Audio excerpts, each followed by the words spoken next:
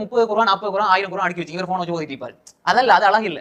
விளையாட்டு சொல்றது குர்ஆனை கையில எடுங்க, குர்ஆன் முஸ்ஹஃப் கையில எடுத்தால் அந்த குர்ஆனுடைய சிந்தனை வரும். இப்போ நீங்க மொபைல் ஓதிட்டு இருப்பீங்க, வாட்ஸ்அப்ல பொண்ணாடி சொல்லுவா காய்கறி வாங்கிட்டு வாங்கன்னு.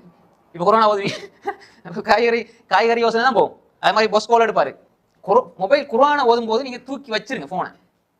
அது மாதிரி நீங்க குர்ஆனை ஓதும் போது போனை அப்படி பாருங்க, ஃபிளைட் மூட் தான். நான் எப்படி ஸ்பீச் பண்ற டைம் எப்பயாவது கோல் வந்தீங்க 3.5 வருஷத்துக்கு எப்பயாவது ஒரு ஆள் சொல்லிடுமா எனக்கு போன் வந்தீங்கன்னு சொல்லி சொல்ல மாட்டீங்க. ஏன்னா அது ஃபிளைட் மூட், இது அல்லாஹ்வுடைய நேரம். அது மாதிரி குர்ஆன் ஓதும் போது அப்படிதான் ஃபிளைட் மூட் தான் இருக்கு. அப்ப அப்படி நம்ம வந்து தூக்கி வச்சிடணும். இது இரு நான் குர்ஆன் ஓத போறேன். நம்ம என்ன செய்யறோம்னா குர்ஆன் ஓதி போட்டு ஒரு பக்கத்து ஓதி போட்டு வாட்ஸ்அப் பாக்குறது, மெசேஜ் வரும் வரைக்கும் ஓதும். இது என்ன குர்ஆன் ஓது?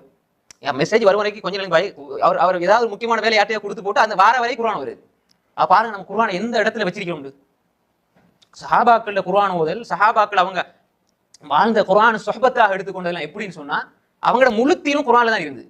குர்ஆனை எடுத்து ஓத ஓத ஓத அதுல இன்பம் கூடிக்கிட்டே போகும்.